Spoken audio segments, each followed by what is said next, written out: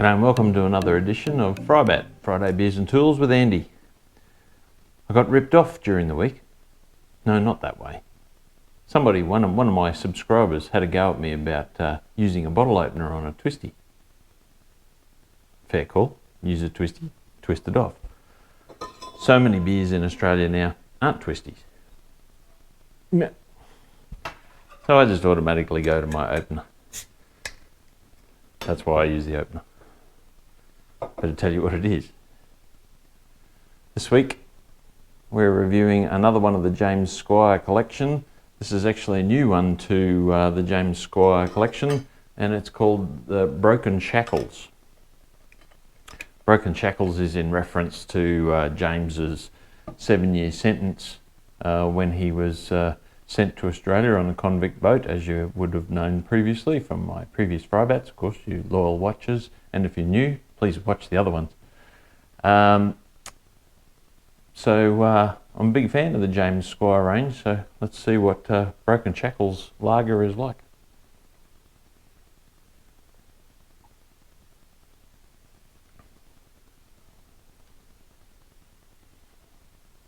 That's really nice.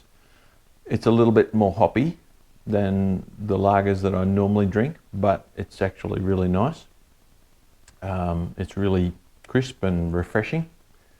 Go well with fish and chips. It's 1.3 standard drinks in standard stubby size, and it's 4.6% alcohol.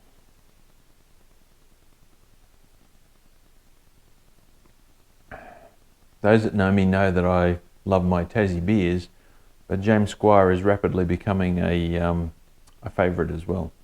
I don't think I've actually had a James Squire that I don't like so far.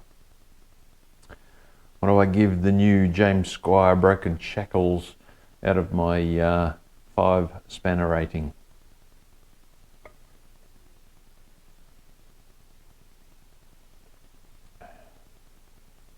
It's a 4.5 spanners out of 5 for me. A really nice beer. Anyway, let's get into this week's tool review. This one was on request by another one of my subscribers and fellow YouTuber. Shout out to Tony B at Chips and Sparks Garage. Tony's currently rebuilding a Ford F1, and of course all my mates know that I'm a GM man through and through, probably more of a Toyota man in the last few years than anything, especially now that Holden's pulling out of Australia or is gone within Australia. But Tony's doing an absolutely fantastic job. He's got some amazing hand skills. If you want to, I'll put a link here or here to his channel. Go and check out Tony's channel. He's got some great tips and tricks as well as watching a really cool resto of a Ford F1, which, I don't know, Ford fans, was the F1 in Australia, or did we start with the F100?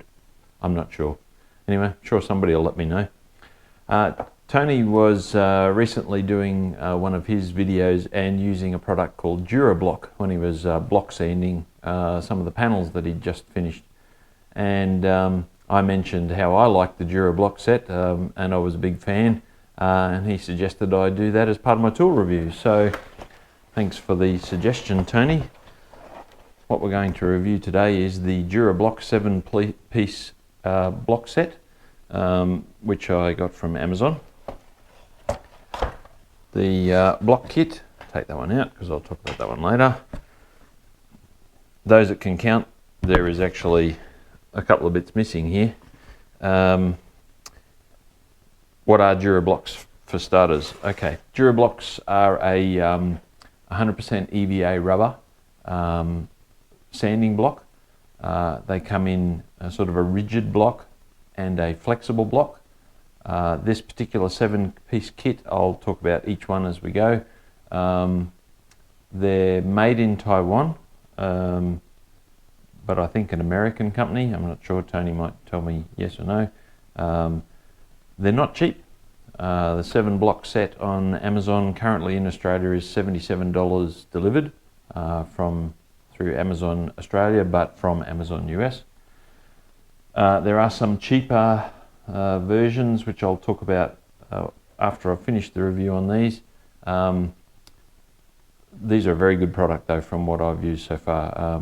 I'll put a link back to some of the videos that I was using the Dura-Block on Project Brutus.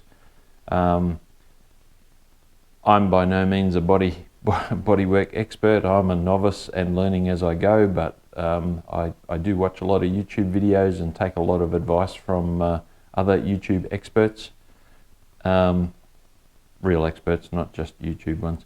And the Dura-Block actually came with a really good recommendation from a number of people, so I decided to bite the bullet. It's pretty expensive for a set of rubber blocks.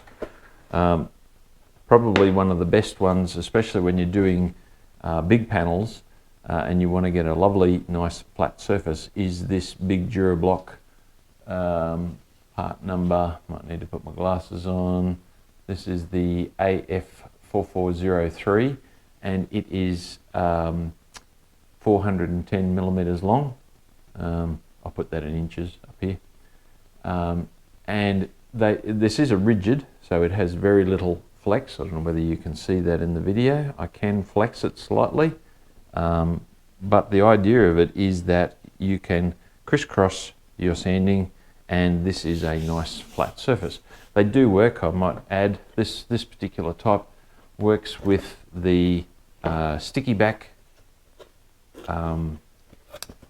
sandpaper, which, stand by, not for a bit.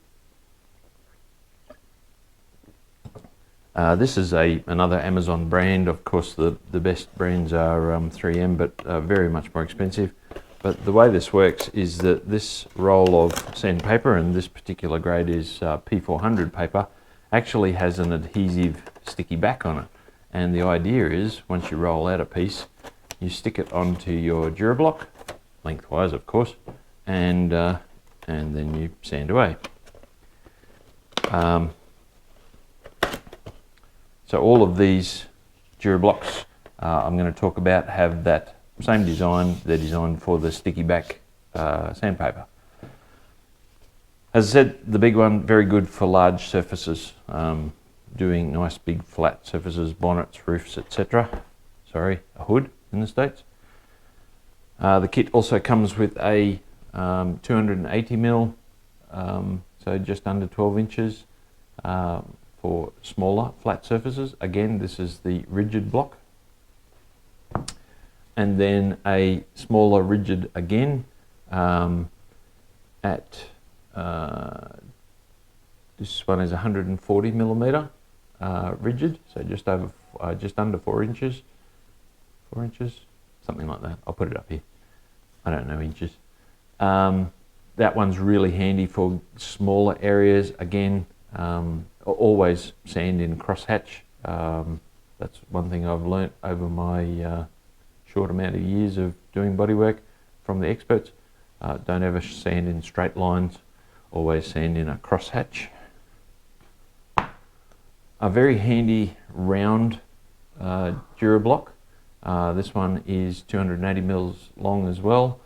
These ones are particularly good for getting into those scalloped areas of your panels, so you can actually get into those tighter areas.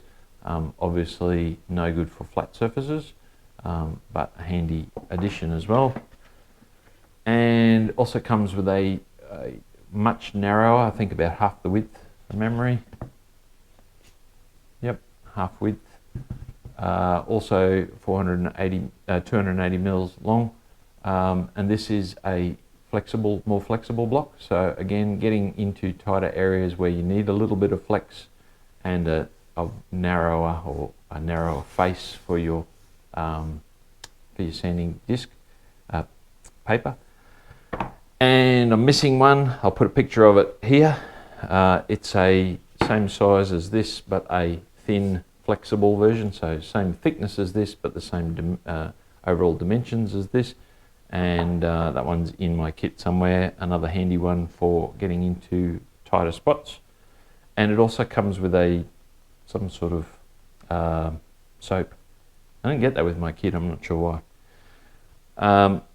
Yeah, so that's the DuraBlock 7-piece kit. You can buy the blocks individually, which probably, I think this one for memory is around about $30. So it adds up pretty quickly. This one's probably 20 something. So it's pretty easy to spend that $77 on individual ones. I thought the kit was pretty good value, especially since it came with the different shaped ones. And so I decided to bite the bullet and get the kit.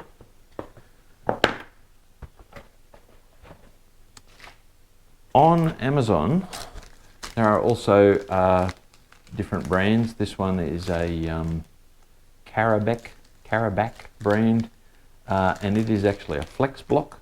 It doesn't flex a lot, but it does a little bit more than the equivalent in the DuraBlock. So the DuraBlock, a little bit of flex there. I don't know whether you can see that.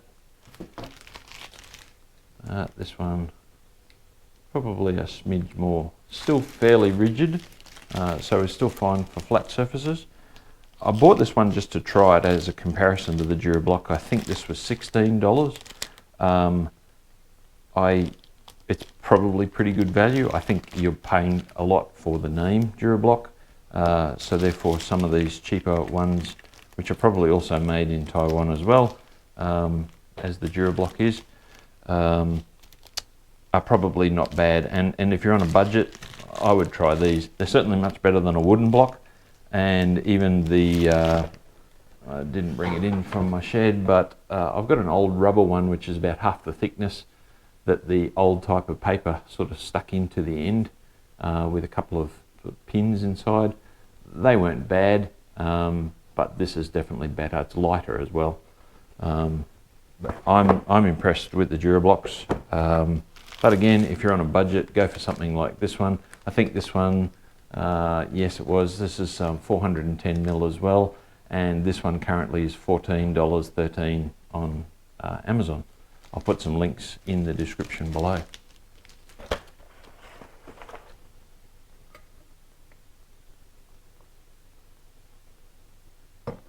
Don't forget to do the review or the ranking on the DuraBlocks. Value for money at $77 for the whole set. It's on the expensive side. I'm not sure how much they are in the States. I imagine they're quite a bit cheaper. That sort of thing usually is. But again, if you break it down into the individual costs, if you want to buy the quality DuraBlock individual blocks, it's pretty easy to spend $77 quickly. So for a 7-piece kit, in reality it's a 6-piece kit. It's pretty good value at $77. Having said that, the other versions, I haven't found a round version for the tight radius ones. So I guess you could buy the DuraBlock for the round and then the cheaper versions for everything else. But again, you'd probably go close to spending $50, $60 buying the cheaper versions and the round DuraBlock, for example. So at $77 value-wise, I'm going to give it a probably a 3.5 beers out of 5 for value.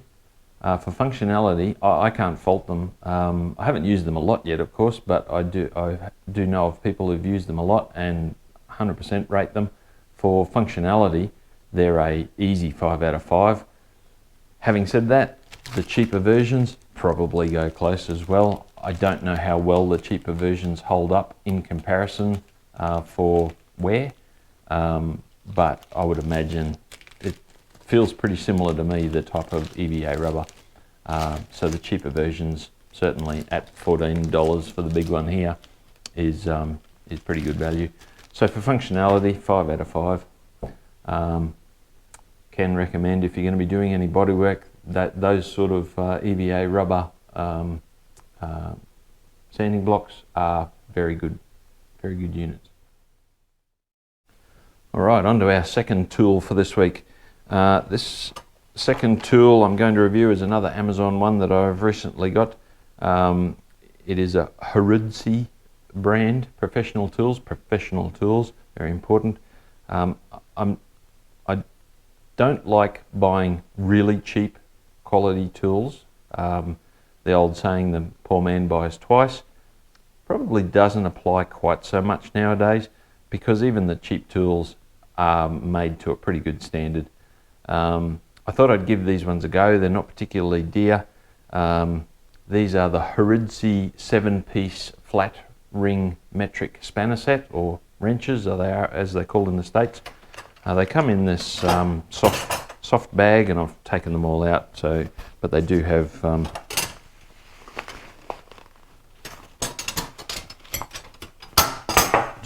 slots for all of those, as you can see there. The finish on them is sensational. Absolutely beautifully nickel chrome finished. Probably the one thing I don't like about them so far is that they are just printed. I guess it is a laser printing, but it's not a very heavy etch, so I can imagine that will wear off reasonably quickly. I much prefer the old stamping or proper laser etching on there. What are they? What are they for? Well, they call them aviation spanners. I'm not in the black-hander side of the aviation world, but I've been in aviation for 35 years now, and I don't think I've ever seen these used in aviation or called aviation spanners, but they're basically a long shank, flat box wrench in the States, or box spanner in Australia. Probably one of the biggest advantages of them is that they have a flat side and then a protruding side. And one of the best things is, being the long shank, is that you can get it into a tighter area where you may not be able to get a normal ratchet socket, and because of its length you can get a fair bit of torque onto it. What sizes do they come in? They've actually thought about this a little bit too. They're not, it doesn't cover the complete range, but the biggest one, this one I'm holding, is 24 and 22 mil. The second one in is 20 and 21 mil. The third one in is 19 and 18 mil. The next one is 17 and 16 mil. 15 and 14 mil. And then they actually thought about it. They have put 13 and 11 together, which are the most common sizes, rather than 13 and 12. And they've put 10 and 12 together, which also are common sizes. So I think that's actually thought about that, which is pretty impressive. As I said, the finish on them is pretty darn good. It's every bit as good as the name brand quality tools in Australia. The dimensions, haven't measured them per se, but the dimensions that I've used that seem to be very accurate. And as I said, Taiwanese or Chinese tools, hand tools, have come a long way from their early knockoff beginnings, and they're actually pretty darn nice now. This was another eBay purchase, and it was, they've actually gone up a little bit. This set is currently $78 plus $25 delivery, which is really weird to me. I'm not sure why some things on Amazon have a dear delivery fee. When I bought these a month or so ago, I think I paid $72 and it was free delivery. So that's a bit weird. But anyway, there are a few different tops around. This brand is the Horusdy brand. I hope I'm saying that right. I don't really care if I'm not saying it right. But for the amount of use that they're going to get, it is a bit of a specialist tool for me. They're not going to be the daily use spanners. I've got quite a number of ratchet spanners, as I've done reviews on the past, King Chrome ones. And gear wrench, I've certainly been buying a bit of gear wrench tools of late. For the cost and for the fact that it's more of a specialist tool, it's really only for when you do need to get into those tight spots. Yeah, I'm pretty happy with it. It seems to be very nice quality. I don't generally use these. I guess if you're throwing them into a tool bag, or you've got a toolbox that isn't very well organised, which of course drives me nuts. The handy handy dandy packet to tidy them all up in is a good thing. I prefer the tool holders in my drawers, the staggered fingered type ones, and that also means that they're much easier to get to and see what's missing, and you open the drawer, you pull the tool out rather than open a drawer, open a bag, pull it out of its spot. So for value for money, $78 plus $25 delivery, that's a little over $100 Australian. Value for money's okay, probably a 3 out of 5 beers for value. For functionality, well, as I said, it is a specialist tool. You don't need them in your kit. I've lasted nearly 54 years without them so far, but there have been times where I could have used one for sure, used this type of spanner. It was quite funny. A mate of mine, Mark, we were doing a job together. I can't remember what the job was now, and he said, "You got any of those long-handled double ring spanners?" And I went, "No." And sure enough, when I next saw him, he said, "You bought a set, didn't you?" And I went, "Yeah. Well, I needed them once, so therefore I might need them again." So I thought I'd give them a go. Anyway, value for money, 3 out of 5. Functionality, as I said, specialist tool. You don't need them in your kit. Handy to have in your kit when you do need it, when you come across that job where you do need this type of spanner. So functionality, it's pretty limited, let's say 2.5 out of 5. So I guess that sort of affects the value as well. Do you need to spend $100 on a 7-piece spanner set that you might use one size once a year? Yeah. I like tools. I don't know whether you've worked that out so far. But anyway, that's the way I feel about these. They look pretty flashy too.